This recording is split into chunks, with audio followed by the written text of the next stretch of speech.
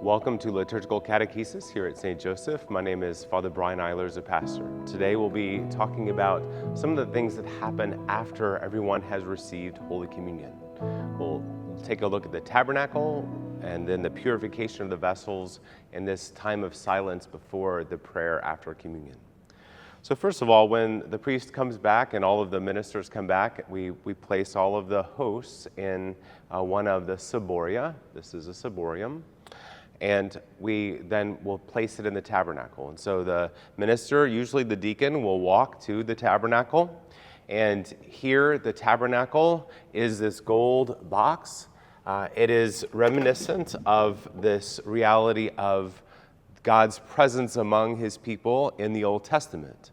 Right? So God dwelt in the tabernacle, and that was a presence of God amongst the Israelites in Exodus. And so since the early times of the church, we have reserved the Blessed Sacrament here in the tabernacle.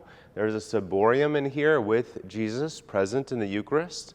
And so the priest will come in, or deacon will place the Blessed Sacrament here, and he will genuflect, and then close the tabernacle. So the tabernacle is that place. It's where Jesus is reserved. In the early church, Jesus was reserved in the tabernacle because we had people that weren't able to come to church, either because of being persecution or being sick or homebound, however. And so the Blessed Sacrament would be kept in a tabernacle, in a safe place, and that way people could come and receive, or a minister could take them Holy Communion after the gathering of the Christians. This tabernacle is actually probably about 600 pounds, and it's made like a safe. It's got a solid steel case inside, and those doors have 3 bars going down and 3 bars going up.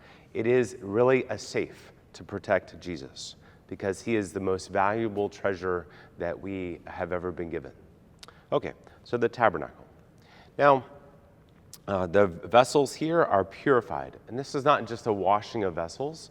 Rather, it's because Jesus has his body, blood, soul, and divinity have been here in these vessels. And so typically the priest will either use the purificator to wipe out the vessels, or sometimes we'll use water to purify them and to cleanse them. And it's just a simple motion. We know that the bread, the form of bread is probably been, with the breaking of the bread and whatnot, it's become dust. But what is visible, what is humanly visible, what looks like bread or looks like wine, that is what is Jesus. And so we purify just to the best of our ability, wiping out the vessels, and then we give those to the altar servers so that they can go ahead and place those back at the credence table. Finally, during this time then, usually the communion song ends and there's a time of silence. Now, sometimes this time of silence is looked at as okay, the tabernacle is closed and we're done. That's actually maybe not the best way to look at it. Rather, this time of silence is actually a very sacred and reverent time because, yes, Jesus is there in the tabernacle, but he's also here. We have become tabernacles by virtue of receiving him. So this is a precious moment of prayer. Usually the priest will go back to his chair and be seated and be quiet for a while.